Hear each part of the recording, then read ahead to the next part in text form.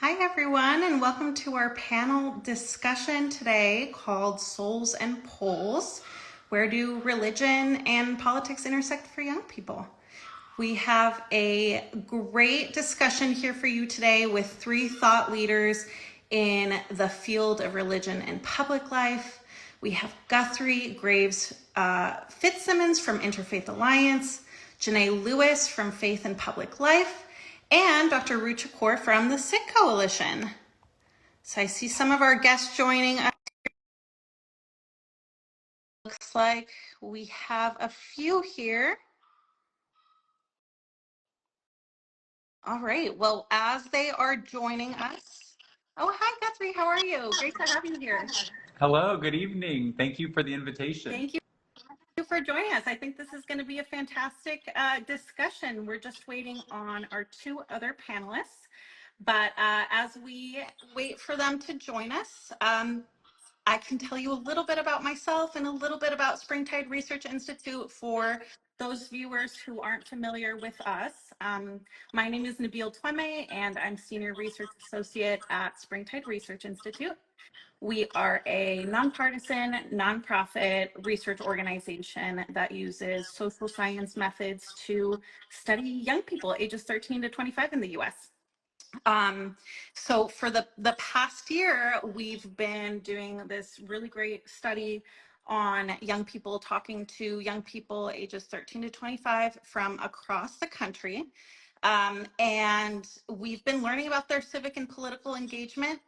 This is a big election year. Oh, I think we have, let's see here if we can add some of our other panelists here.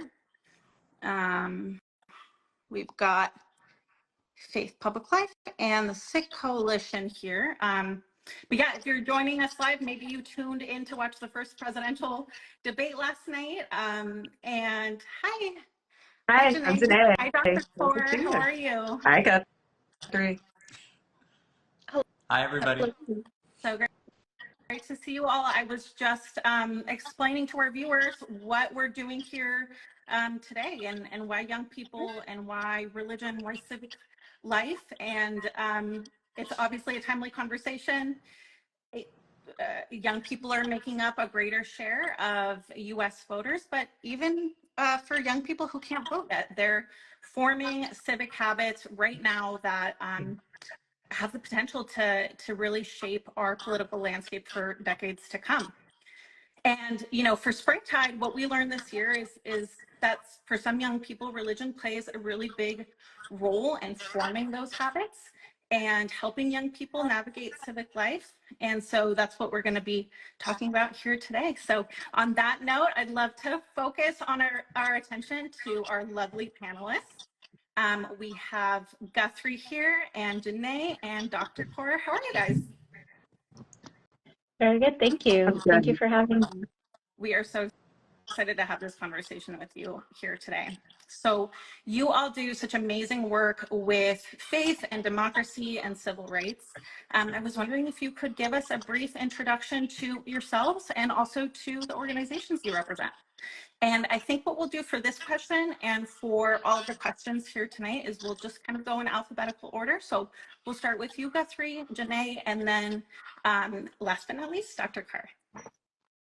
Sure. Well, thank you again for the invitation. It's a joy to be with all of you and everyone watching for this exciting topic. My name is Guthrie Graves-Fitzsimmons. I use he, him pronouns, and I'm the Senior Director for Policy and Advocacy at Interfaith Alliance, a national organization that is based here in Washington, D.C., where I live. And we're the only interfaith organization working nationally to advance true religious freedom, the right of all Americans to be a part of this country, no matter what you believe, how you worship, or how you pray. And we do that as part of the broader pro-democracy movement in this country. And I'm really excited for this conversation. I first got interested really in religion and politics when I was 13. So I'm excited that we're talking about young people, engaging with young people. And, I totally resonate with, even before I could vote, I was an active part of civic life in our country and just delighted to be here. Fantastic. Thank you. Hi, everyone. My name is Jeanné Lewis, and I am the CEO at Faith and Public Life.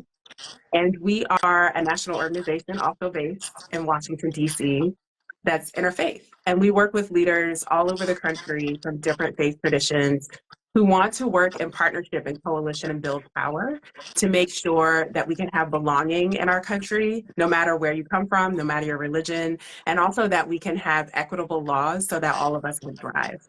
And so I'm excited to be here because this year, one of the big issues we're working on is making sure our elections are free and fair for everyone who wants to participate, and also making sure that we have comprehensive reproductive health care all the way throughout the country for anyone who needs it, regardless of who they are.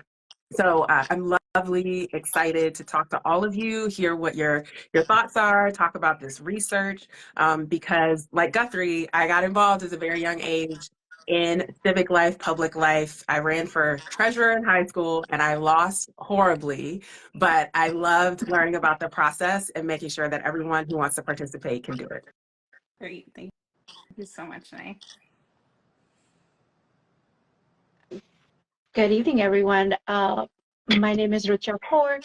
I serve currently as the Managing Director of Community Outreach and Education at the Sikh Coalition.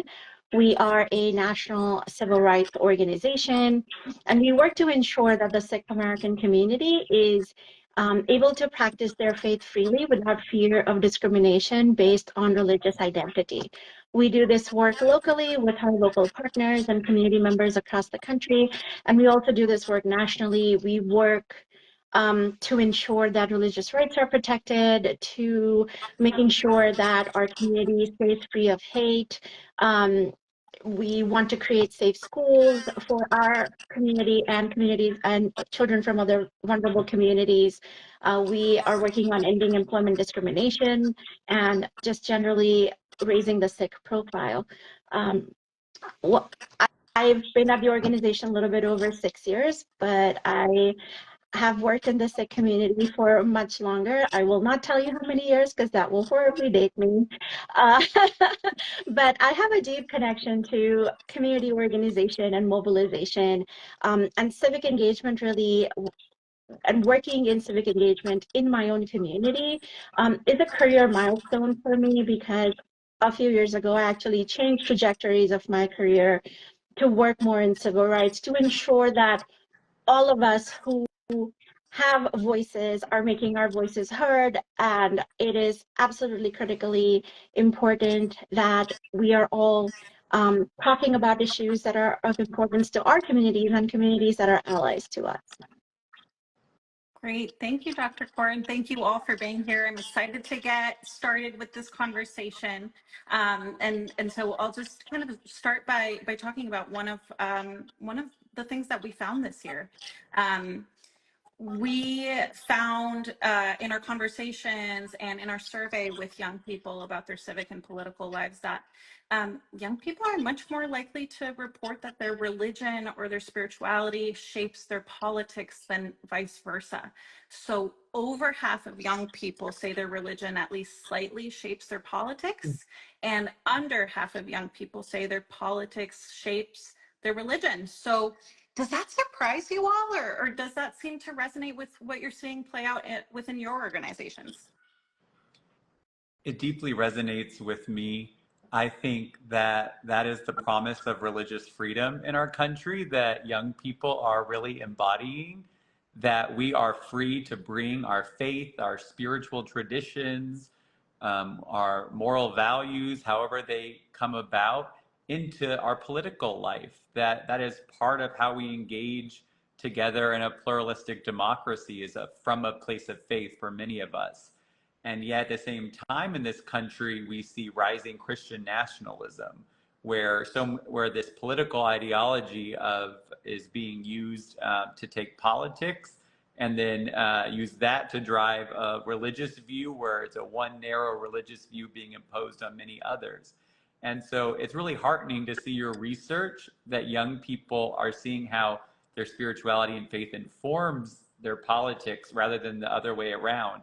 And that should be encouraging to all of us who put our hope and dreams in young people.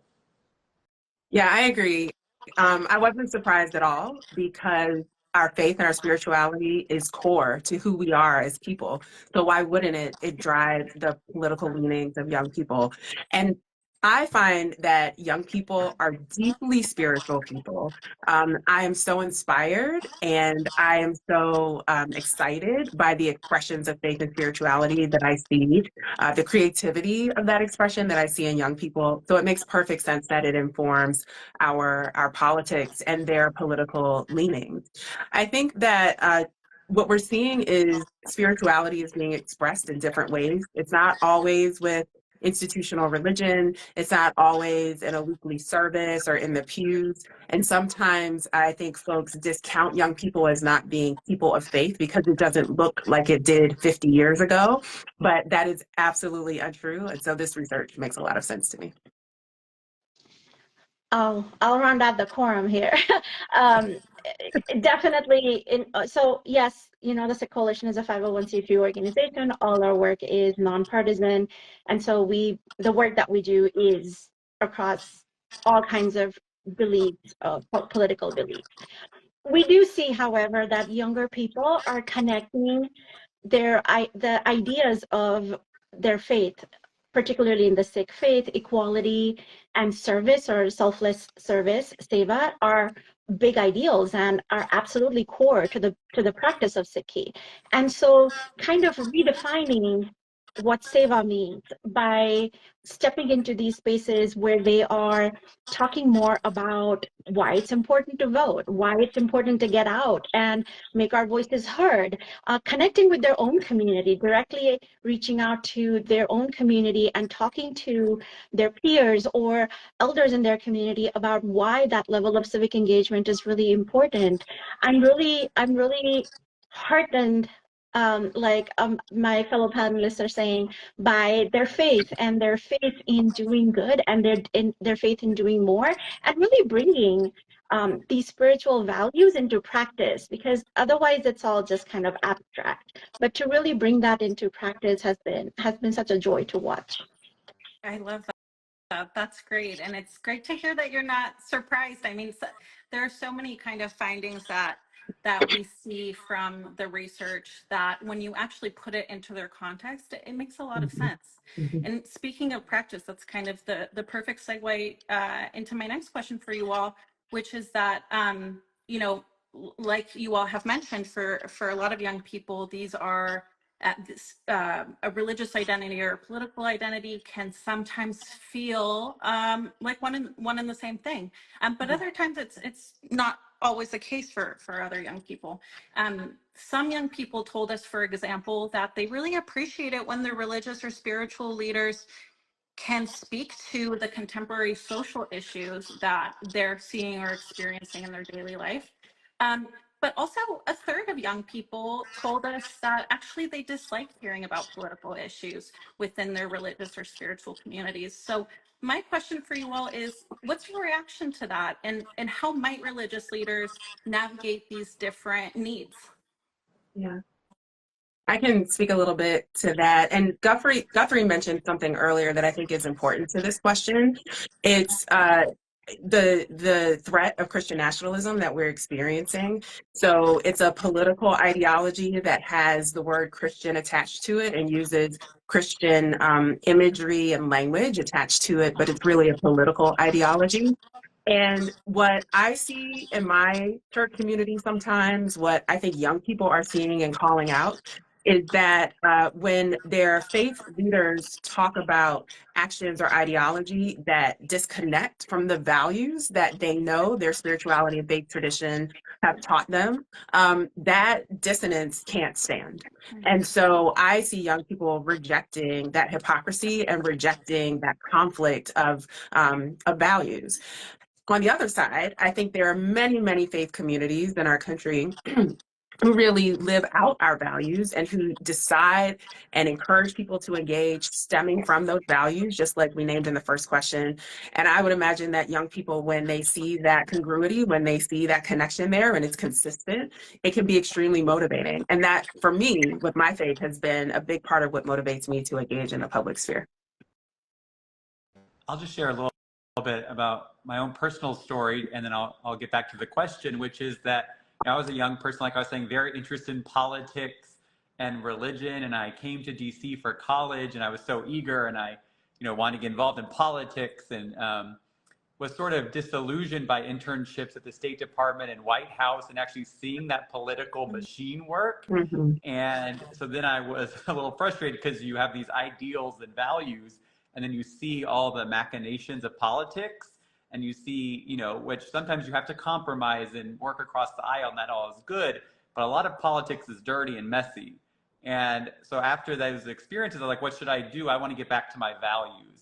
And so I went and interned at Faith and Public Life as my return to the values.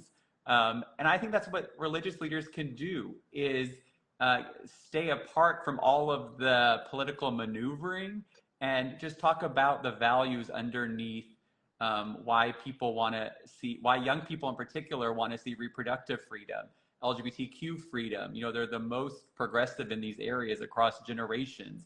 And then let the politicians and people in your legislatures kind of work out the details. And I think that's the thing that people rebel against religious leaders getting so involved in from a political sense, because we also see the influence of money in politics that also distorts a lot of politics. So I would say stay focused on values and keep your place in the public square from that vantage point. From my part, I can offer that it sometimes is a question of what is being communicated and how it's being communicated in these spaces. How are young people engaged? How are we talking to them about civic engagement? How are we talking to them about the importance of some of these issues in their daily lives, and how do they have the space to really explore that in religious spaces? So for example, one of our very strong focal points in this year's GOTV campaign is our GOTV fellowship, and we have 6 young people from 5 states across the country working directly with community members, with Sikh houses of worship, with Gurdwaras directly. They're engaging with their Sangat or their community. They're talking to leadership. They're talking to other people. It really becomes a place of dialogue and of just conversation, and it allows young people to really explore these ideas in a safe space, which houses of worship are supposed to be. And so just wanted to talk about exploring different ways of engaging young people, keeping them engaged, and really being that safe space for them to explore their views or just explore ideas as they are exploring what their political beliefs even are. Yeah, that's great, Dr. Kaur. I hear this kind of thread running through all of your answers to this question that touches on something we definitely saw in our interviews with young people, and that's the kind of conflation of different political values with a really kind of uncooperative, sometimes hostile understanding of partisanship and experiences, frankly, with hostility or with rigidity and a lot of kind of emotional kind of conversations where young people tend to shut down. And so that focus on values and working on how do we have these dialogues and how do we hold some of these disagreements. I see actually all of these suggestions in the interviews with young people themselves in the transcripts. So it's really kind of heartening to hear this kind of echoed back from your organizations and your worlds of practice.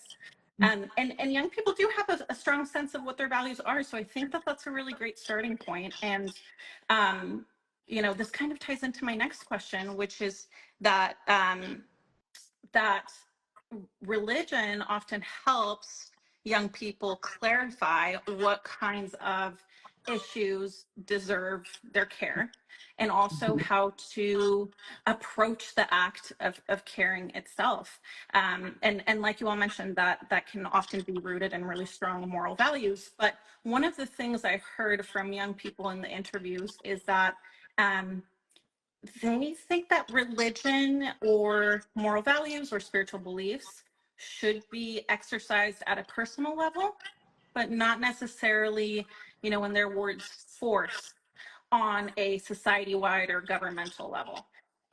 Are you seeing the same pattern in your work with young people? And what does that mean for how young people might approach and shape the political landscape going forward? I can jump in. So I think that our religions are communal. When you look across different religions, there are so many rituals and practices that invite us to be in community with one another. And sadly, I think in the lifetimes of many young people, that has been distorted. So the communal aspects of our religion have been forced on others, or others mandate that other people participate in holidays, or if you don't say the right words or participate in the right way, you get canceled or you get criticized. But I actually think there's so much wisdom and so much opportunity in our traditions, and that coming together, that living out our values together in community allows us to build power to make change in the world in line with our values. And so I can certainly understand why young people don't want religion to oppress others. I don't want religion to oppress others. And I think that there's a way for us to share our diversity and community across our religions in ways that allow space for everyone to do the same. And I think the opportunity we have with young people is that they know how to do this. They're doing it in so many other ways, across so many other aspects of their identities. And what we need is for our faith leaders to catch up and to remind us of the healthy and beautiful ways that we can be in community together with diversity and hopefully build power to make change. From the Sikh perspective, community is really important, and being in community is really important. It's a big part of who we are, and it's a big part of our faith practice. However, religion and practice of religion in general is very sovereign and very personal. Each of us is on a personal path, is on a personal journey, and in some ways, I fully see how their paths to religion being sovereign also would encourage them to find sovereignty in how they are thinking about politics, how their worldview is being shaped, and how they are building these kind of ideologies for themselves. So it's almost like how your religious self and your political self have to coexist, and how we're building that space. So yes, community is important, and I think it does fall on people like us to find those spaces that are for young people to, like I said, explore these ideas and talk about these practices freely. But both religion and political ideologies are both very sovereign and very, very personal. The Sikh faith actually supports that personal journey quite a bit. The idea is really to find your community and walk alongside everybody else. As a Baptist, I fully concur that faith should be freely chosen. The soul liberty and soul freedom is something that we preach. And we see that in many different faiths, that we don't want the government to force religion on us. And there's a lot right now in our culture about bemoaning declining church attendance. We hear it all the time, kind of just, it's in the atmosphere. And yet, what I focus on is that social pressure in many communities is lessening for people to go to worship and be a part of faith communities, which means the people that are there really want to be there. They're not there for, in large part, of course, is a generalization, but in so many communities, people that show up really want to be there. You know, my husband is a Presbyterian minister, and we're surrounded with people involved in religious life. And yet many of our friends want nothing to do with religion and face no social consequence for not going. And so it's also this freedom that young people have to be involved in religious communities or not that should be liberating.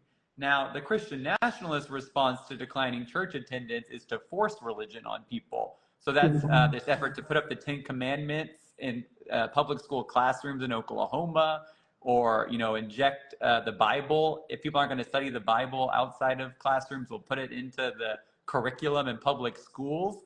So there's this idea of people aren't going to go to church, we'll force them to do that. But I couldn't disagree with that anymore, and I actually think it's amazing when people freely choose. And you're looking around, for me on Sunday morning, going, wow, people really wanted to be here and chose this. Yeah, Guthrie, that is such a good point about choice. And actually all of you mentioned the power of choice here. And this kind of socio-historical fact that you just don't have the same social pressures to show up in the same way that Americans once did.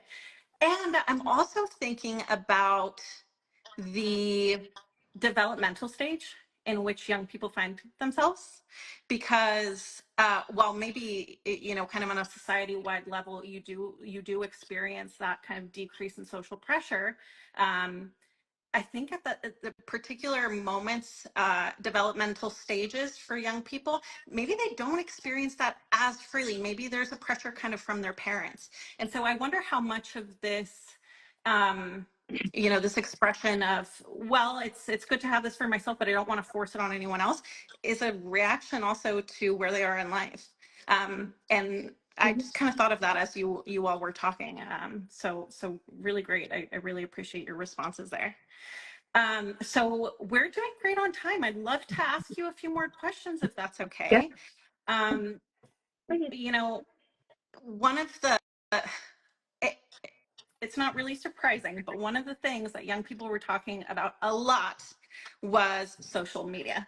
And we heard from young people that misinformation or disinformation could really be a big barrier to civic engagement. There are so many different social issues that are competing for young people's attention, and young people shared with us that they sometimes have a hard time evaluating the credibility of sources or evaluating the credibility of different pieces of information. And this is really pronounced on social media, of course. So just a kind of anecdote here, I remember interviewing one young person who told us, I have her quote here actually, this is from Jeanné, a pseudonym, "Everything is breaking news. Everything is monumental.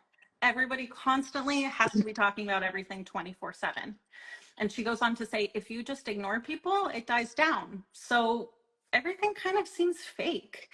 I can totally appreciate the sentiment. I've personally experienced that too. I don't think any of us are immune to it, regardless of what kind of age demographic we're in. I'm wondering, is there anything that organizational leaders or faith leaders can do to help young people navigate this information or misinformation overload? I can jump in. Yes, 100% yes. I love this question because I think something that many of our faith traditions offer is a practice of discernment. And I remember I was involved in a young adult ministry at my church when I was in my 20s, and I was taught how to discern. You pray, you read scripture, you talk to wise people, and you think about your own lived experience. That's how I was taught to discern. And I think our faith traditions approach it differently. But at the end of the day, our faith leaders and our faith community can help all of us sort through all of the noise, which is exhausting. Like, I 100% agree. But I think this opportunity for us to learn how to discern together so we can tell when something's fake and tell when something's real is really important. And I think a big part of that, which I see young people being really strong in, is honoring our own experiences, right? People will tell you what's important. People will tell you what you should care about, but we have experiences and we have wisdom inside of us that helps us figure out, is this real? Do they really have my best interest at heart? Can I really trust this person? And if we learn how to listen to that inner voice, which a lot of our faith traditions talk about, it can really help us navigate this current environment. Love that. I think there's a spiritual tradition also of taking time away and getting off social media as a spiritual practice that can be very helpful. I volunteer with a group that sponsors trips for high school students to do service learning projects for several weeks in Latin America during the summer. And just Sunday, we had our welcome home party, and we actually take away their cell phones while they're gone, which may sound drastic to a 16 or 17-year-old, but across the board, they were saying how amazing it is to be fully present in the moment and to be fully immersed, especially when you're doing this, whole experience and in another country. But I think that experience of going away from social media can be helpful. But I also don't think taking an anti-social media or anti-digital age stance is helpful. I wrote a book that came out in 2020 called Just Faith, Reclaiming Progressive Christianity. And in the acknowledgments, I thank Twitter in the acknowledgments because I found so many people on Twitter that shared my perspective, and I found this online community. I meet people in real life regularly that I developed this internet bond with by sharing memes and different things online.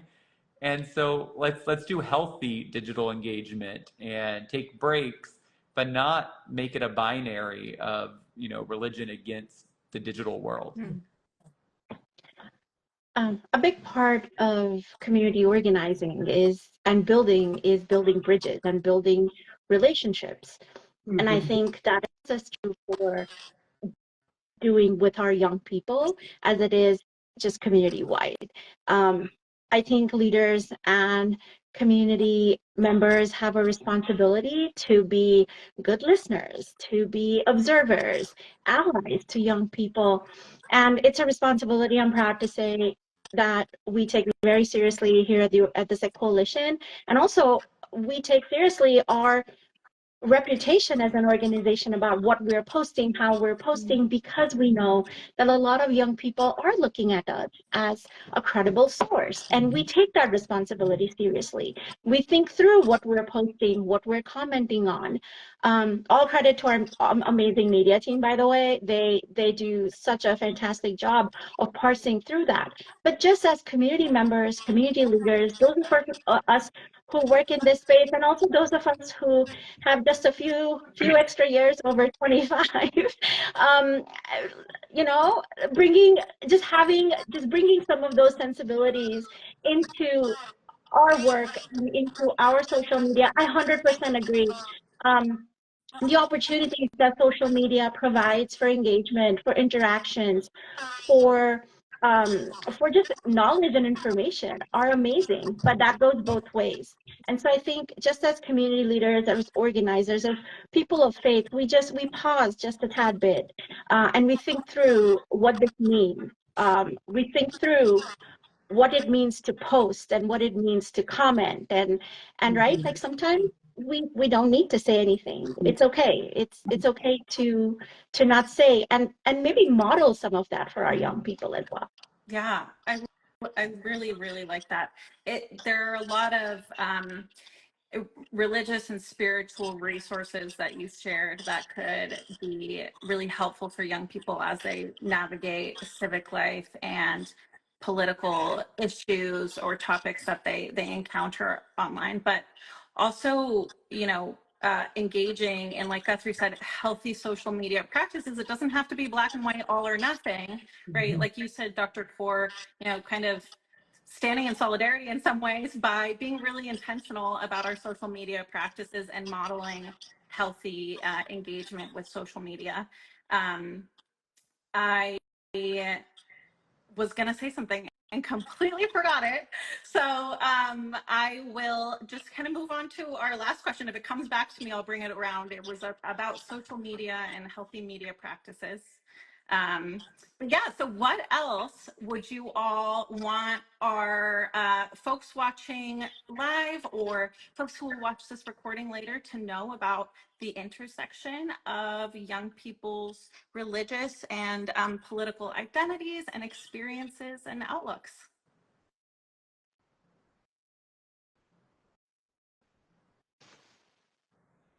Oh, I'm sorry, did I freeze? No, so I Oh, think we were No, gonna we're let each just other waiting go for each first. other to go first. We wanted to be deferential, That's but right. I can go first. I think we don't need to be beholden to the way religion and politics have intersected in the past.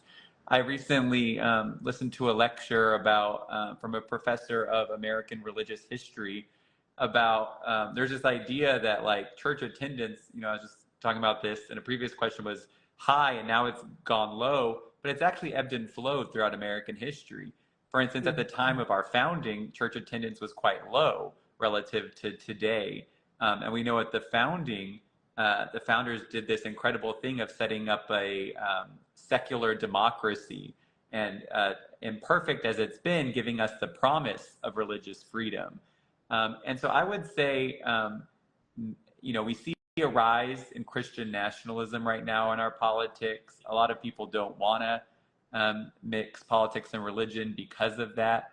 But what I've heard about the findings of this survey make me very encouraged that young people can set a different course where we practice our faith freely. We respect people of other faiths. We respect people that don't want anything to do with religion. We see a growth in the numbers of people that say none of the above. And now that's a very fascinating whole area of research, because they're not all, very few of those people are self-avowed atheists even. They're, it's like nothing in particular, atheist, agnostic, many different beliefs, still high beliefs in experiencing awe in the universe. And, anyway, there's so much diversity that we can respect, and also respect diversity within our traditions. That if you look at polling, the religion research, Public Religion Research Institute shows, it's no religious group is tied to any political party. And so we don't stereotype religions by political party, and can lean in to religious diversity. We talk a lot about different forms of diversity for young people and what they're bringing this country. And I really hope, I'm already, aging out of being young as a millennial now. But when we, as Gen Z and Gen Alpha take charge, really, it will be amazing. And I really hope that religious diversity is core to how they shape American politics and public life. I am in such awe of young people today. They are smart and they're capable.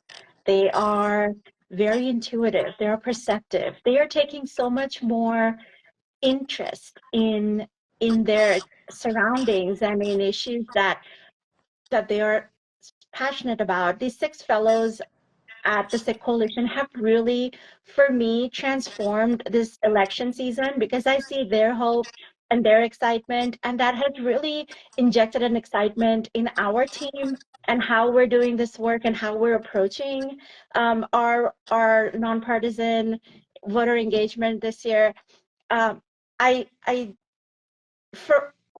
For me, our responsibility is to give them the love, the respect, and the care, the space that they need as they're evolving into being thoughtful contributors to society, and just finding ways that we are supportive of them as they're exploring their way.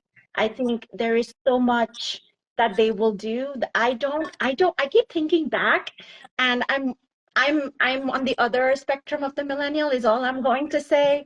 I don't remember myself being this articulate at 17, 18, 19, or thinking that I know so much, but not really. Like I'm just in such awe of them, and I'm really looking forward to what the next few years brings for them and for organizations like ours that benefit so much from their energy. We're really excited to have them, and I'm really excited to see what they do. I 100% agree. I think young people are amazing, and I also can no longer claim being a young person. But I remember when I was in college, I didn't go to church for 4 years. I wasn't connecting. It didn't resonate. And a couple years after I graduated, my neighbor, a friend, invited me to Mass. And I went and I became a part of this really beautiful community with people who were exploring in the same ways that I was and asking the same types of questions, and with church leaders who were leading me and meeting me where I was. And I became proud again to say that I am Catholic. And I think about my own journey as a young person of figuring out my spiritual identity and figuring out my political identity as a young voter at the same time. And if I were to say anything to faith leaders, who we primarily work with at Faith and Public Life, remember what that feels like to be at the beginnings of forming these core parts of your identity, and honor that and be very present to that. Be compassionate with that, but also be authentic and honest about that. Because young people are so discerning, they're so perceptive, as Dr. Kaur said. And I know that all of us fundamentally want people to just tell us the truth and be real with us so that we can make good decisions for ourselves. So I'm also really excited about the leadership that young people are bringing to our world and to our community. And I hope that our established faith leaders can honor that and help build it too. That's so great. Well, thank you all so much. What a great note to kind of end this conversation on. And we are extremely punctual people. We're right on time here. And it was a great conversation, really packed with a lot of wonderful insights from you all. I'm really grateful on behalf of Springtide to have had this conversation with you all and hear about how Springtide's findings did and sometimes didn't resonate with what you're seeing on the ground. That is, I think, a really fantastic way to marry data and practice. And so I'm just really grateful. So thank you also to everyone who joined us live and anyone who's watching this at a later date. We appreciate you and hope that this conversation has been thought-provoking. And if you want to keep learning about young people's civic and political engagement this election season, but also beyond, please be sure to follow all of our wonderful panelists here, as well as Springtide at We Are Springtide on Instagram and on other social media. We've been talking about some findings here that Springtide has been publishing through our data drops on our blog, but we're also coming out with a report. It's called Cultivating Care, How and Why Young People Participate in Civic Life. Its official release is October 1st, so just a few weeks away, but you can actually pre-order it now on Amazon or on our website. So thank you all again. I hope you have a wonderful night, and I hope we get to chat again soon. Thank you. Hey, everybody. Bye. Thank you for the conversation. Thank you.